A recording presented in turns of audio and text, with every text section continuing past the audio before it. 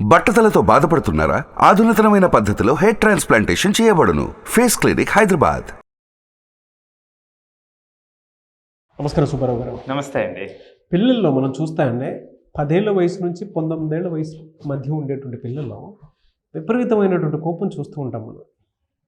ఇంట్లో పేరెంట్స్కి చూసినప్పుడు ఏంటంటే పెరిగే కొద్ది ఇలా మారిపోతూ ఉన్నాడు, మనం కరెక్ట్గానే పెంచుతున్నాం కదా అని అనుకుంటూ ఉంటారు. ఇంకోటి ఏంటంటే విషయం అర్థం కాదు పేరెంట్స్కి. పిల్లలకి కోపం జనరల్గా ఏ కారణాల వల్ల ఎక్కువ వస్తూ ఉంటుంది, ఎందుకు అలా తయారైపోతూ ఉంటారు వయసు పెరిగే కొద్ది? సో కోపం మంచిదంటారా చెడ్డదంటారా? మంచిదే అండి, కొన్నిసార్లు మంచిదే అవుతుంది. సో ఒక్కసారి మనం ఆ వయసుకు వెళ్ళి చూసినప్పుడు కూడా ఆ కోపం యొక్క స్థాయి ఎట్లా ఉంది అనేది ఒక్కసారి సెల్ఫ్ రిఫ్లెక్ట్ చేసుకుంటే ఖచ్చితంగా అండి ఇది ఒక సహజమైన భావోద్వేగం. ప్రత్యేకించి మీరు చెప్పిన వయసులో 10 నుంచి 19 సంవత్సరాల మధ్యలో కొంచెం ఇంటెన్స్ ఎక్కువగా ఉంటుంది. ఏ జీవికైనా సరే ఆ కౌమార దశ ఏదైతే అంటామో ఆ దశలో ఆ ఇంటెన్సిటీ ఎక్కువ ఉంటుంది.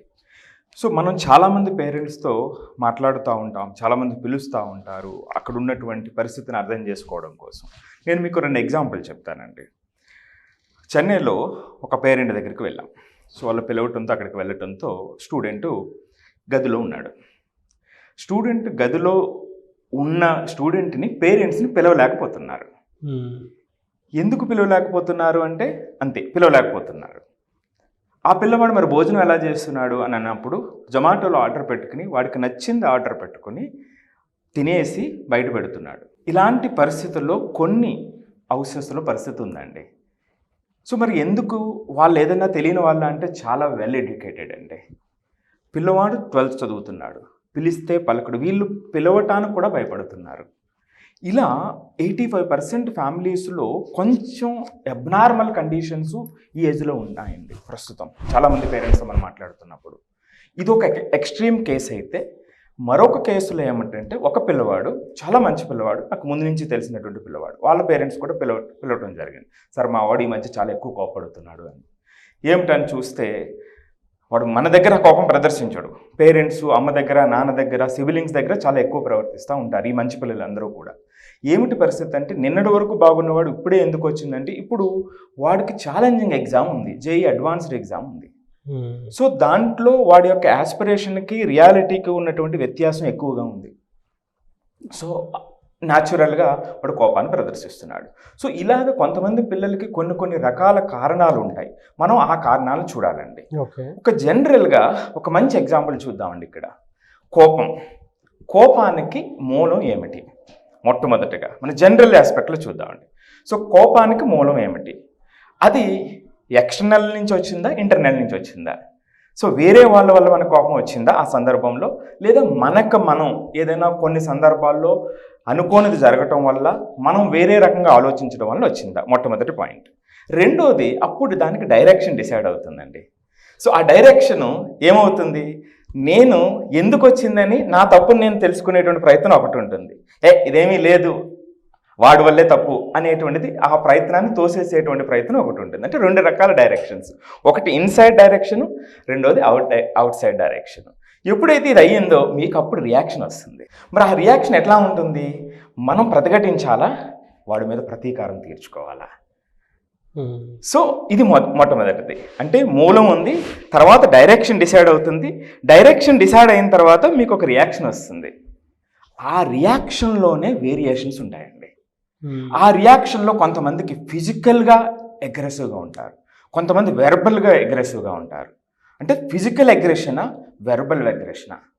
అలాంటి సందర్భంలో దాని తీవ్రత కొంతమందిలో కంట్రోల్డ్గా ఉంటుంది, కొంతమంది అన్కంట్రోల్డ్గా ఉంటుంది. ఇక తర్వాత ఫైనల్గా ఆబ్జెక్టివ్ ఏంటంటే ఏదైనా జరిగినప్పుడు కొంతమంది ఫైనల్గా ఎలాంటి వాడైనా సరే ఫైనల్గా సెటిల్ అయ్యేటువంటిది లేదు, ఈ సందర్భాన్ని మనం జాగ్రత్తగా సెటిల్ చేసుకోవాలనుకునేవాడు ఒకడు. మరొక సందర్భంలో ఏమవుతుంది, లేదు ఏది ఏమైనా సరే వాడిని పనిష్ చేయాల్సిందే అనేటువంటిది ఒకటి. సో మనకి ఆ కోపానికి మూలం, దానికి సంబంధించిన డైరెక్షను, దానికి సంబంధించిన రియాక్షన్ మనకు అర్థమైతే మొత్తం హోల్ పిక్చర్ అర్థమైపోతుందండి. సో ఇది జనరల్ కాంటాక్షన్. మీరు ఏ సందర్భంలో అయినా మనం ఇది చూసుకోవచ్చు, మా రియాక్షన్స్ ఎలా వేరీ అవుతున్నాయి అనేటువంటిది.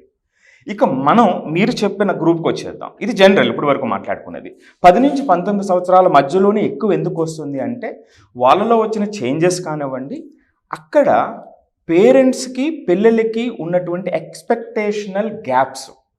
వాడు ఈ స్థాయిలో ఉండాలి, పేరెంట్ కూడా సహజం కదండి, మా పిల్లవాడు ఈ స్థాయిలో ఉండాలి, పలానా చోటకి వెళ్ళాలి అని అనుకోవడం చాలా సహజం.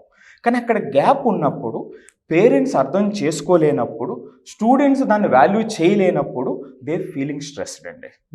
అప్పుడు అవుట్ బర్స్ట్ అవుతారు. మంచి పిల్లలు ఎప్పుడు కూడా బయట వాళ్ళ మీద కోపపడారండి. చూడండి, ఇంట్లో వాళ్ళ అమ్మ మీద లేదా నాన్న మీద లేకపోతే సిబ్లింగ్స్ మీద కోపపడతారు. సో అలాంటి సందర్భంలో జస్ట్ అక్కడ గ్యాప్ ఉందే తప్ప వాళ్ళ నుంచి ఏ ప్రాబ్లము లేదండి. దాన్ని జాగ్రత్తగా అడ్రస్ చేస్తే ఈజీ అయిపోతుంది. రెండవది, కొంతమంది పిల్లల్లో పేరెంట్స్ పిల్లలు వీళ్ళిద్దరూ చూసినప్పుడు ఆ వయసు పెరిగే కొద్దీ గ్యాప్ పెరుగుతుంది. మీరు గమనించారు లేదు? సో చిన్నప్పుడు బాగా ముద్దులాడుతూ ఉంటారు. సో అలా పెరిగే కొద్దీ కొన్ని కారణాల వల్ల గ్యాప్ పెరిగిపోతుంది. అంతేకాకుండా ఎప్పటికప్పుడు ఏమిటంటే వాళ్ళకున్న తక్కువ టైంలో వీళ్ళ తప్పుల్ని ఎత్తి చూపడం వల్ల వీళ్ళు ఓపెన్ అవ్వరు. కొంతమంది పేరెంట్స్ దగ్గర ఎప్పుడైతే ఓపెన్ అవ్వరో ఆ కమ్యూనికేషన్ ఉండదు. సో ఆ కమ్యూనికేషన్ లేనప్పుడు వీడికి వచ్చేటువంటి బాధని వాడు సెల్ఫ్ రెగ్యులేట్ చేసుకోలేకపోతారు ఆ వయసులో ఎక్కువ మంది పిల్లలు. సో అది కూడా కోపం విధంగా బయటకు వస్తుంది.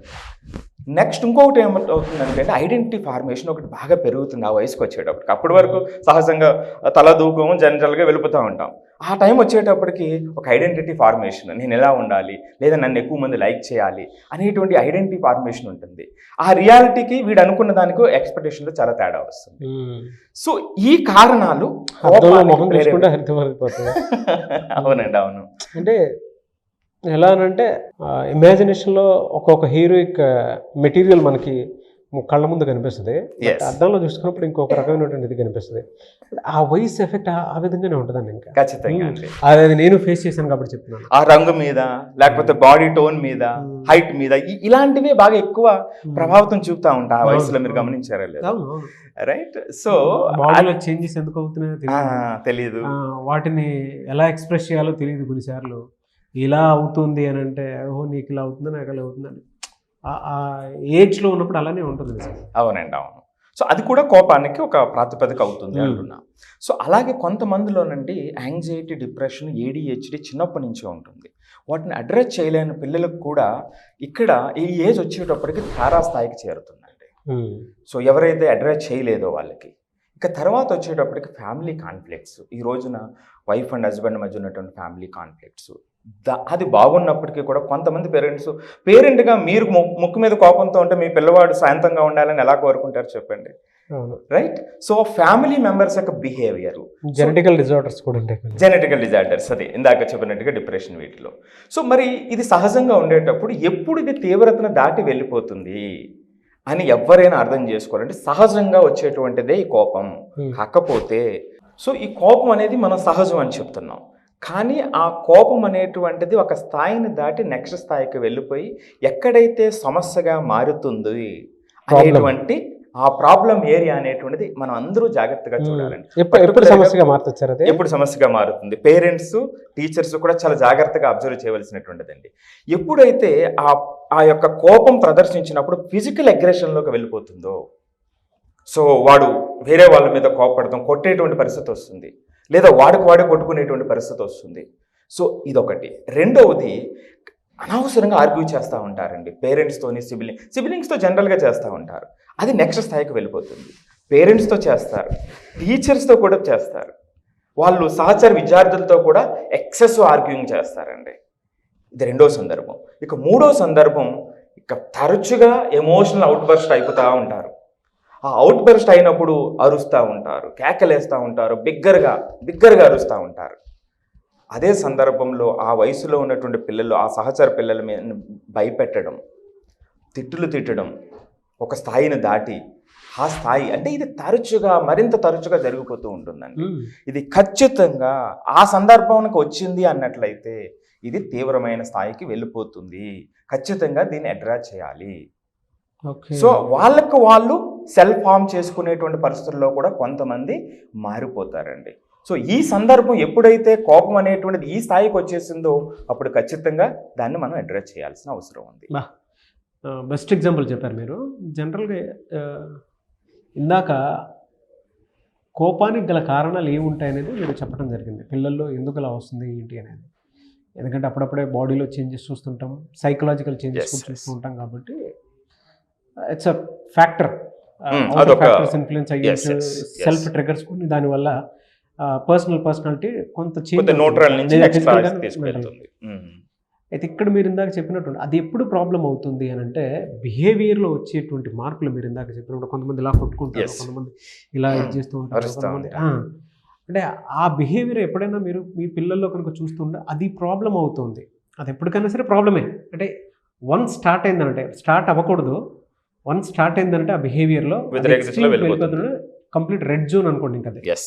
సో మనం అలర్ట్ అవ్వాల్సినటువంటి అవసరం ఉంది అని. ఓకే. సో బట్ ఇనీషియల్గా దీనికి అంటే అదైతే ప్రాబ్లం అవుతుంది అనుకున్నప్పుడు ఎటువంటి కేర్ తీసుకోవాలి అంటే పిల్లలకి ఇప్పుడు మీ దాకా అపాయింట్మెంట్ తీసుకుని రాలేరు కొంతమంది, బట్ ప్రాసెస్ తెలుసుకోవాలనుకుంటారు. ఎలా థెరపీ ఎలా దీనికి? సో అందులో మొట్టమొదటండి మోడల్ హెల్తీ హ్యాంగర్ మేనేజ్మెంట్ అండి. అంటే మనం పేరెంట్స్ ఏ విధంగా మన కోపాన్ని ప్రదర్శిస్తున్నాము అనేటువంటిది మొట్టమొదటి చెక్ చేసుకోవాలండి. ప్రతి పేరెంట్ కానీ టీచర్ కానీ. టీచర్ కూడా క్లాస్ రూమ్లో పిల్లలు అన్కంట్రోల్గా ఉండేటప్పుడు టీచర్ బిహేవ్ చేసే విధానం మొత్తం 60 మంది కాదు 100 మంది యొక్క బిహేవియర్ని చేంజ్ చేస్తుందండి. సో ఆ మోడల్ బిహేవియర్ అనేటువంటిది చాలా చాలా ఇంపార్టెంట్ అండి. నెక్స్ట్ నేను ఇందాక చెప్పాను మీకు, వయసు పెరిగే కొలది పేరెంట్స్కి పిల్లలకి మధ్యలో కమ్యూనికేషన్ గ్యాప్ వస్తుంది. ఆ ఓపెన్ కమ్యూనికేషన్ ఎంకరేజ్ చేయాలండి. ఇక మూడవది అద్భుతమైనటువంటిది అంటే ఫిజికల్ యాక్టివిటీని అలవాటు చేయాలండి. ఎప్పుడైతే మీరు ఫిజికల్ యాక్టివిటీని అలవాటు చేశారో వాడికి ఆటోమేటిక్గా చాలా వరకు టెన్షన్స్ న్యూట్రల్ అయిపోతాయండి. సో చాలామంది ఇప్పుడు ఏంటంటే ఉదయం నుంచి సాయంత్రం వరకు క్లాసులు అని పెట్టేసి సో వాళ్ళ యొక్క ఫిజికల్ యాక్టివిటీ లేకుండా వెళ్ళిపోతుంది. సో ఆ విధంగా వాళ్ళకి ఆ కోపింగ్ స్కిల్స్ అనేటువంటివి ఆటోమేటిక్గా రావటానికి అవకాశం ఉంటుందండి.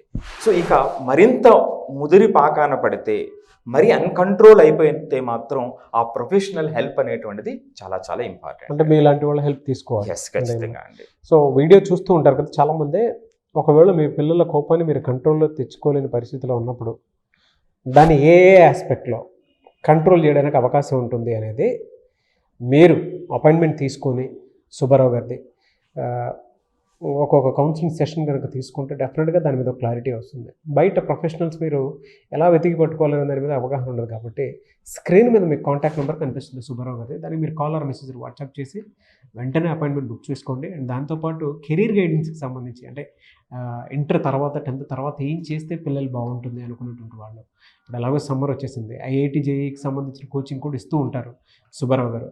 సో మీకు కనుక వాటికి సంబంధించినటువంటి డీటెయిల్స్ కావాలి అనుకుంటే ఆ విధంగా సరే కెరీర్ గైడెన్స్కి సంబంధించి అపాయింట్మెంట్ అయినా సరే మీరు తీసుకోవచ్చు.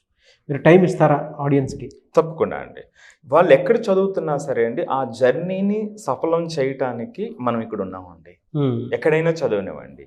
సో వాళ్ళలో వచ్చేటువంటి ఇబ్బందులు, ఆ లెర్నింగ్ జర్నీలో వచ్చేటువంటి ఇబ్బందులు మనం అడ్రస్ చేసి వాళ్ళకి సెల్ఫ్ రెగ్యులేట్ చేసుకునేటువంటి అవకాశం ఖచ్చితంగా మనం ఇస్తామండి. Fantastic sir. నేవే సార్, థ్యాంక్ యూ అండి. సో మీరు ఏమైనా అప్రోచ్ అవ్వాలి అనుకుంటే, అపాయింట్మెంట్ తీసుకోవాలనుకుంటే స్క్రీన్ మీద కనిపిస్తున్న మరి కాల్ ఆర్ మెసేజ్ వాట్సాప్ చేసి వెంటనే ఎన్రోల్ చేసుకోండి. నేవే sir, thank you so much Subbarao garu. Thanks అండి. సుమన్ టీవీలో మీ పర్సనల్ అండ్ బిజినెస్ ప్రమోషన్స్ కోసం కింది నెంబర్కి కాంటాక్ట్ చేయండి.